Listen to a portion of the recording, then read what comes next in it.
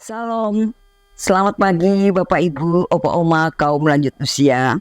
Salam sehat, semangat dalam Tuhan, agar sukacita menjadi bagian hidup kita. Kini kami akan melanjutkan di dalam membaca Alkitab. Saya bersama kaum lanjut usia merupakan program Dewan PKLU GPIB untuk GBIB di Indonesia, agar kaum lanjut usia semangat menjalani keseharian bersama Tuhan. Tuhan Yesus memberkati kita. Untuk itu, saya memperkenalkan diri, Dortia Holid, Jemaat Kasih Karunia Badung, Bali, hadir dalam saya membaca bersama kaum lanjut usia GPIB.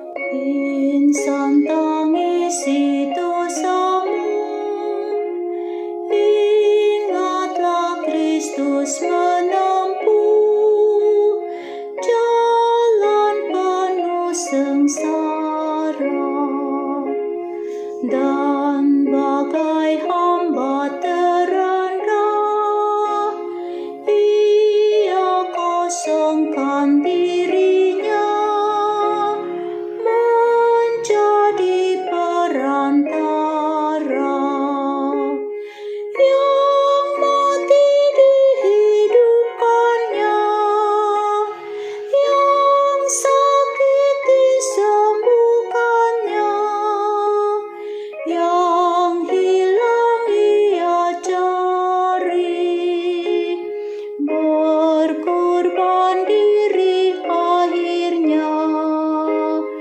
memikul dosa dunia di atas kayu salib.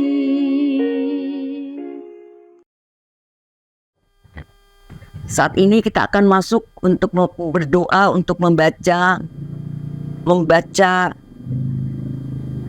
Alkitab dari Yohanes 12 ayat 37 sampai 43. Sebelum kita membaca, kita akan berdoa bersama. Bapa di surga, saat ini kami akan membaca firman-Mu dari Yohanes 12 ayat 37 sampai dengan 43. Urapi kami dengan Roh Kudus-Mu agar kami mengerti akan kehendak-Mu dan mampu melakukan dalam menjalani kehidupan ini. Terima kasih Bapa di surga, hikmat-Mu menyertai kami. Di dalam nama Tuhan kami Yesus Kristus kami berdoa. Amin. Oma Opa, kaum lanjut usia, kini kami akan membaca dari Yohanes 12 ayat 37 sampai dengan 43. Demikian firman Tuhan. Mengapa orang Yahudi tidak dapat percaya? Dan meskipun Yesus mengadakan begitu banyak mujizat di depan mata mereka, namun mereka tidak percaya kepadanya. Supaya genaplah firman yang disampaikan oleh Nabi Yesaya. Tuhan, siapakah yang percaya kepada pemberitaan kami? Dan kepada siapakah tangan kekuasaan Tuhan dinyatakan? Karena itu mereka tidak dapat percaya, sebab Yesaya telah berkata juga, Ia telah membutakan mata dan mendegilkan hati mereka, supaya mereka jangan melihat dengan mata dan menanggap dengan hati, lalu berbalik sehingga aku menyembuhkan mereka. Hal ini dikatakan oleh Yesaya, karena ia telah melihat kemuliaannya dan telah berkata-kata tentang dia. Namun banyak juga di antara pemimpin yang percaya kepadanya, tetapi oleh karena orang-orang Farisi, mereka tidak mengakuinya berterus terang, supaya mereka jangan dikucilkan. Sebab mereka lebih suka akan kehormatan manusia daripada kehormatan Allah. Demikianlah firman Tuhan. Sebagai kesimpulannya kita membaca dari SBU, Sabda Bina Umat. Percaya, namun takut dikucilkan. Confession reveals our spiritual position. Kutipan populer ini sungguh tepat. Iman kepada Yesus adalah laksana terang yang tidak dapat disembunyikan, dan laksana garam yang asinnya tidak dapat disangkal. Karena itu, iman tidak bisa hanya di dalam hati, melainkan juga terucap dalam kata. Akan tetapi iman tidak mungkin sekadar kata-kata, melainkan berbuah pula dalam tindakan. Dengan begitu, maka identitas dan kesaksian kita sebagai murid Yesus menjadi terang benderang. Sangat disayangkan, beberapa pemimpin Yahudi di zaman Yesus justru berbuat sebaliknya. Kendati mereka melihat, mendengar, dan percaya kepadanya, namun mereka tidak mau mengakuinya secara terus terang. Alasannya tidak lain karena takut dikucilkan. Tidak dapat dipungkiri, pengucilan di Israel merupakan suatu bentuk sanksi sosial yang berat. Seseorang yang dikucilkan tidak hanya menderita hinaan, melainkan juga tindakan represif seperti penolakan dan pengusiran.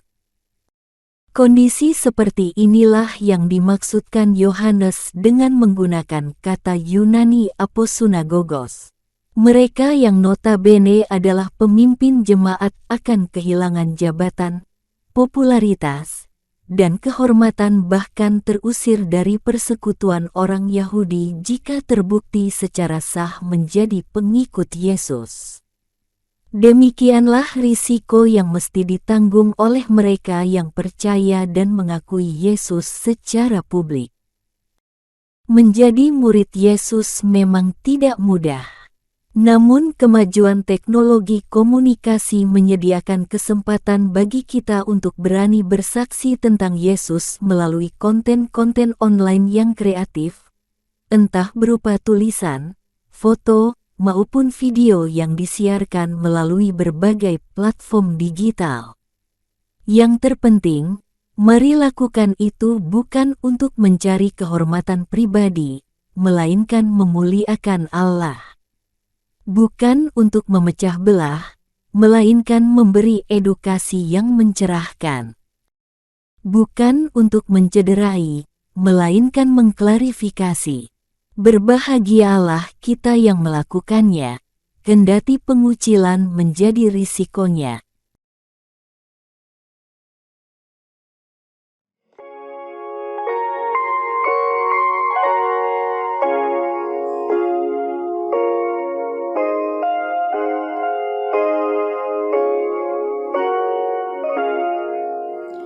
Syukur, pujian, dan sembah kepada Dia, angkatlah yang mati bagi kita.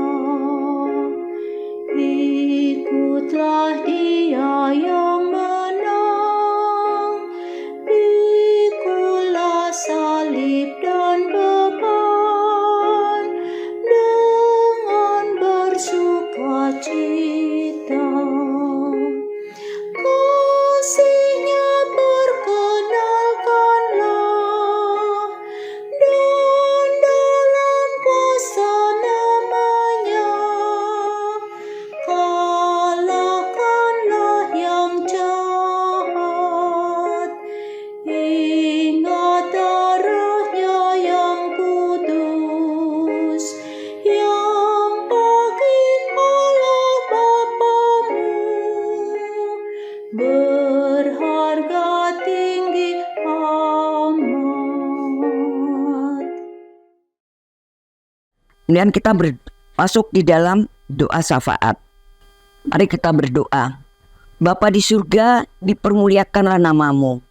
Terima kasih dan syukur hati kami atas sukacita yang Bapa telah berikan kepada kami, di mana kami anggota kaum lanjut usia boleh diberi kesempatan untuk mengikuti program Dewan PKLU GPIB agar semangat untuk menjalani hari-hari usia kami dalam penyertaan Tuhan, dan biarlah biarlah kami semakin memahami tentang pelayanan lewat puji-pujian yang membawa kami pribadi lepas pribadi dapat menyenangkan hati Tuhan, dan di dalamnya Tuhan dipermuliakan. Berkati kami kaum lanjut usia di seluruh GPIB, baik dalam pekerjaan, rumah tangga, pelayanan masing-masing.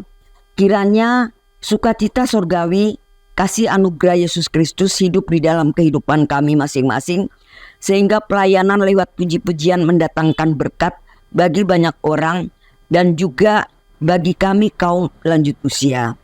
Kini kami tetap berdoa bagi gereja dalam pelayanan dan kesaksian adalah gereja dan pelayanan hamba-hamba Tuhan yang menjadi terang dan berkatnya bagi yang haus lapar akan kebenaran Tuhan. Oleh karena itu, sebagai gereja yang dipanggil untuk membangun karakter diri melalui beriman kepada Tuhan Yesus, yang mana sangat memerlukan satu kesatuan hati, sepikir, satu kasih, satu tujuan dalam setiap bidang pelayanan, termasuk dalam bidang pelayanan kaum lanjut usia, dalam menghadapi masalah yang serius di tengah pelayanan keluarga atau jemaat. Untuk itu membutuhkan kehadiran Kristus memberikan jalan keluar dengan mengatasi setiap masalah yang dihadapi dengan memahami hal yang benar, pikiran yang benar, tindakan yang benar, sesuai dengan prinsip gereja yang adalah kehadiran Kristus yang membawa damai sejahtera bagi kemuliaan nama Tuhan.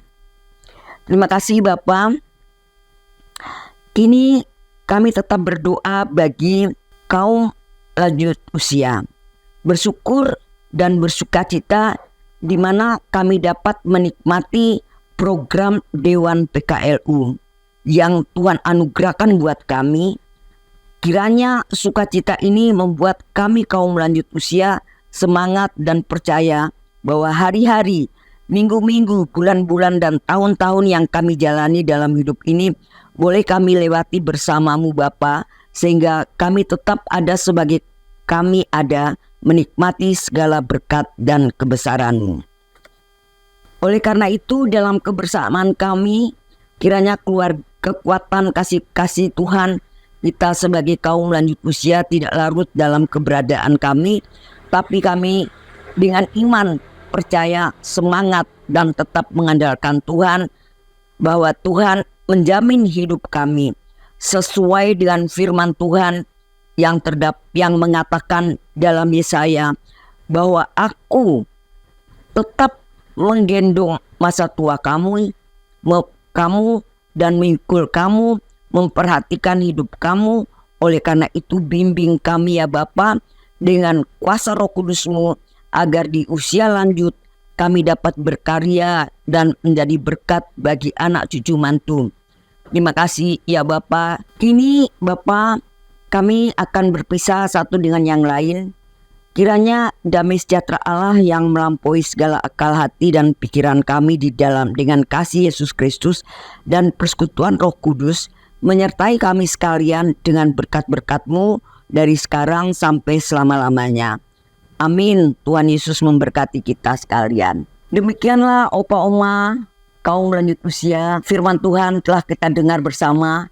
Biarlah itu firman Tuhan boleh menjadikan kekuatan, berkat, semangat di dalam kita menjalani hari-hari kehidupan kita. Selamat berkarya. Tuhan Yesus memberkati kita sekalian. Amin.